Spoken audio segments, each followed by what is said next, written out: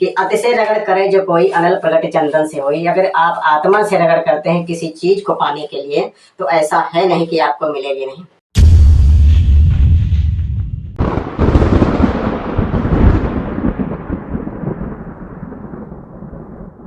Hello दोस्तों, नमस्कार। मैं हूं आपका दोस्त SKR और हमारे अपने YouTube channel house tech the construction work में स्वागत है। दोस्तों, आशा करता हूं कि आप सब लोग ठीक होंगे, स्वस्थ होंगे, ईश्वर की कृपा से अपने कारोबार में व्यस्त होंगे। दोस्तों, आज का हमारा टॉपिक है कैसे हमें सीढ़ियों की बुनियाद रखनी चाहिए। तो आज के वीडियो में ये जानेंगे हम। तो बिना देर करते हुए दोस्तों चलते हैं, शुरू करते हैं आज का वीडियो। सबसे पहले हमें ये जान लेना चाहिए कि ये जो हमारा प्लेंथ बीम है ये मैंने दर्शाया है। इसे हम DPC भी कह सकते हैं, प्लेंथ बीम भी कह सकते हैं और कहीं कहीं पर लोग टाई बीम भी कहते हैं। दोस्तों, जमीन के अंदर हमें कम से कम 5 रद्दे 6 रद्दे लगा देने चाहिए। इससे क्या है कि हमारे जमीन का बेस बढ़िया बन जाता है, मजबूत। और यदि आपके खुदाई करने के बाद जमीन कमजोर है तो उसका बेस थोड़ा बढ़ाकर ही रखें। यह तय कर लेना है कि हमारा जो स्टेप बन रहे हैं तो कितने इंच के साइज में बनेंगे। उसके बाद में दोस्तों हमें स्टेप की साइज के बाद में हमें क्या करना है कि पहले यहाँ से हमने तीसरे स्टेप पर रैंप को गिराया है, तो इन 3 स्टेप का हमें हिसाब लगा लेना है। दोस्तों, यदि हमारा 10 इंच का स्टेप बन रहा है तो उसके हिसाब से 10 3 30 इंच हो जाता है। यहाँ आप 10 इंच का यदि हमारा स्टेप बन रहा है तो 10 इंच का ये हो गया, 10 इंच का ये हो गया और 10 इंच का ये हो जाएगा। यानी 3 स्टेप हमारे अगर हम आपस में जोड़ देते हैं तो इसे मान लीजिए 10 इंच ये हो गया, फिर 10 इंच का ये हो गया, फिर 10 का ये हो गया। बराबर करने पर हमारा जो जोड़फल है वह 30 इंच बन जाता है। ठीक है, यहाँ पर जब 30 इंच बन जाता है तो इसमें हमें फिर 30 में प्लस करके 4 इंच और जोड़ देना है। यानी 30 इंच में 4 इंच और एक्स्ट्रा जोड़ देना है। तो ये जो एक्स्ट्रा हम जोड़ देते हैं तो हमारा बन जाता है 34 इंच। ठीक है, तो 34 इंच में दोस्तों ये जो हमारा 4 इंच है यह हमारा जो हम ऊपर से रैंप को लेकर आते हैं उसके लिए हमारी 4 इंच जगह बढ़ जाती है। दोस्तों, जो 4 इंच जगह बढ़ेगी तो यह ऊपर से लेकर जब हम रैंप आएंगे तो रैंप भी इसी 4 इंच पर रखा जाएगा और इसी 4 इंच पर हमारा अगला स्टेप भी बनेगा। दोस्तों, ये चीज हम समझ लें कि 34 इंच आपने ये यहाँ से लेकर यहाँ तक कंप्लीट करना है। ठीक है, और ये जो 4 इंच है ये 4 इंच आपने उस तरफ एक्स्ट्रा लेकर चलना है जिस तरफ से आपने रैंप लाना है। जैसे कि मैंने इसमें आपको दर्शाया है, जैसे कि मैंने इसमें दिखाया है कि रैंप इधर से आ रहा है तो हमने 4 इंच इधर एक्स्ट्रा लिया है। ठीक है, और यदि हमारा रैंप इधर जाता है तो हम 4 इंच इधर एक्स्ट्रा लेते हैं। तो जिस तरफ हमारा रैंप आ रहा है उस तरफ हम 4 इंच एक्स्ट्रा लेंगे। अब दोस्तों उसके बाद में क्या करना है कि अब जब हमारा ये नीचे का बेस 34 इंच का बन जाता है, 34 इंच का बन जाता है तो हम इसके नीचे जब हम फाउंडेशन की यानी भूमि के अंदर की जो ईंट की भराई, बुनियाद की भराई करनी है तो वो हमें धीरे धीरे करके बढ़ाते जाना है। जैसे कि मैंने यहाँ पर बढ़ाया 3 इंच ये हो गया, 3 इंच ये हो गया, 3 इंच ये हो गया। ठीक है, तो ठीक इसी प्रकार से आप बढ़ाते जाएं और ठीक इसी प्रकार से आप पीछे की तरफ भी बढ़ाते जाएं और इसी प्रकार से आगे की तरफ भी बढ़ाते जाएं। ठीक है, आपने इधर भी नीचे को बढ़ाते जाएंगे, आप इधर भी बढ़ाते जाएंगे। ये आपके बढ़ते बढ़ते लगभग में 9 इंच से 12 इंच तक हो सकती है, लेकिन फिलहाल आप कोशिश कीजिएगा कि 10 से 12 इंच जगह आपकी एक्स्ट्रा इसके हिसाब से इधर को बढ़नी चाहिए। यदि आप 10 से 12 इंच बढ़ा लेते हैं तो इस पर हमारा जो सीढ़ियों का लोड है उसको अच्छी तरह से यह स्वकृति कस पाएगा। ये दोस्तों ये तो हमारी हो गई मेन सीढ़ी और हमें फाउंडेशन ऐसे करके बढ़ा लेना है नीचे की तरफ। और जब साइज की बात करें तो 2.5 3 4 जो भी साइज हो तो आप उस हिसाब से, यदि आपके 3 है तो आप फाउंडेशन जो साइड से बढ़ेंगे, जो यदि आपके सीढ़ी की साइड 3 फीट है तो आप जो सीढ़ी की बुनियाद भरेंगे तो वह दोस्तों आपकी 4 फीट होनी चाहिए।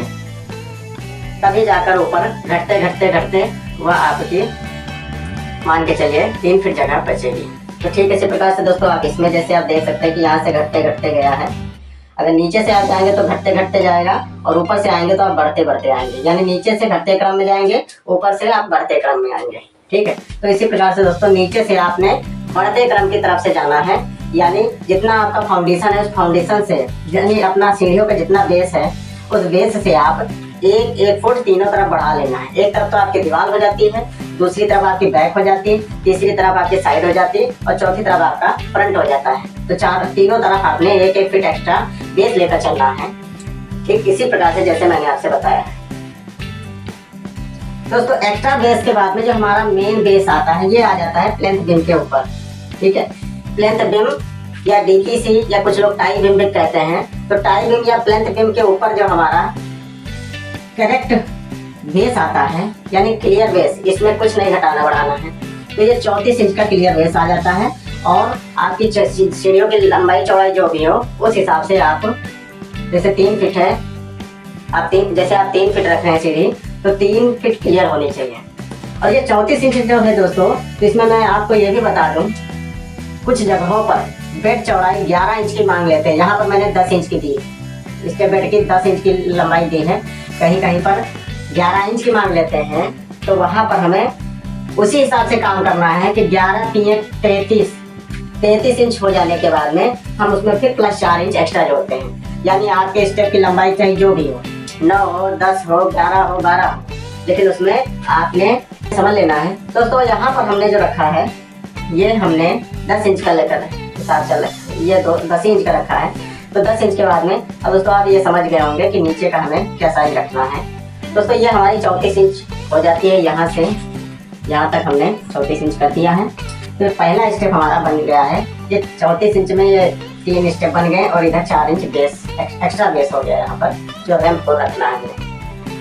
फिर उसके बाद दोस्तों हम पहला स्टेप काटते हैं तो वह कट जाता है 34 इंच का, यानी 30 इंच ये वाला 30 इंच स्टेप का, जैसे कि यहाँ पर मैंने जोड़ दिया, और 4 इंच ये रैंप का, तो 34 इंच का कट जाता है। फिर दूसरा स्टेप जब दोस्तों हम काटते हैं तो ठीक इसी प्रकार से ये अपना बन जाता है 10 दूनी 20 और 4 इंच रैंप का, तो हो जाता है 24 इंच। फिर दोस्तों ऊपर जब हम पहुँचते हैं तो यहाँ पर हमारा जो कट जाता है, तो ये कट जाता है 14 इंच का। तो दोस्तों इसमें 14 इंच में आपका 4 इंच स्टेप हो जाता है, और दोस्तों 14 इंच में 10 इंच आपका स्टेप हो जाता है और 4 इंच आपका रैंप पर रख के, और फिर ऊपर उसी 4 इंच पर से हम चौथे स्टेप का निर्माण करते हैं। ठीक है दोस्तों, ये चीज आप समझ गए होंगे। अब हम बात करेंगे कि स्टेप की हाइट की। दोस्तों जो स्टेप की हाइट हमारी है, तो ये यदि हम 8 इंच या 7 इंच रखते हैं, जैसे कि फिलहाल मैंने इसमें 8 इंच दर्शाया है। अगर आप इसे 8 इंच रखते हैं या 7 इंच रखते हैं, तो यहाँ पर दोस्तों अगर इसकी हाइट हम 8 इंच रखें या 7 इंच रखें, तो यहाँ पर दोस्तों हमें क्या करना है, जैसे मैंने इसमें दर्शाया है कि नीचे की प्लेथ बीम के ऊपर जो हम पहला स्टेप का निर्माण कर रहे हैं, तो वहाँ पर दोस्तों हमने खड़ी ईंट का इस्तेमाल किया है, यानी यहाँ पर खड़ी ईंट का बेस बनाया है। ठीक है, और उसके ऊपर ये हमारी दोस्तों ये खड़ी ईंट हमारी हो गई है। ठीक है, ये खड़ी ईंट का बेस हमने बना दिया है, और फिर उसके ऊपर हमने पट ईंट का बेस बनाया है, यानी ऐसे जो एक पैमी ईंट लगाते हैं उसका बेस बनाया है। तो ये दोस्तों हमारी पैमी ईंट यानी पट ईंट का बेस है। दोस्तों इन दोनों बेस को हम जोड़ देते हैं आपस में, तो खड़ी ईंट हम लगा देते हैं तो हमारा 5 इंच बन जाता है, और पटी ईंट जब लगा देते हैं तो हमारा 3 इंच उधर मिल जाता है, 5 3 8 इंच का हमारा एक स्टेप की हाइट बन जाती है।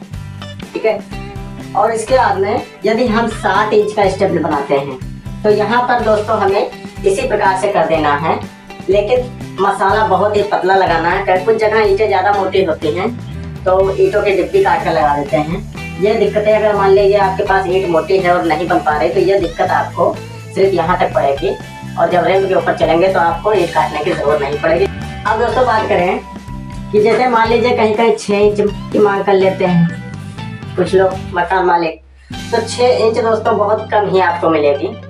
6 इंच का घरों में बहुत कम इस्तेमाल होता है, हॉस्पिटल में मिल जाता है, मॉल में मिल जाता है और प्लेटफॉर्म पर, रेलवे स्टेशन पर या हवाई अड्डे पर, यहाँ सब पर दोस्तों 5 इंच 6 इंच का स्टेप आपको मिलता है।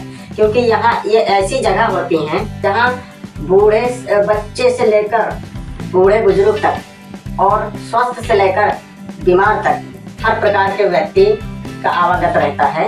इस कारण से वहाँ पर स्टेप पतले बनाए जाते हैं जिसपे हर कोई आराम से चल सके। और तो दोस्तों आप ये समझ गए होंगे।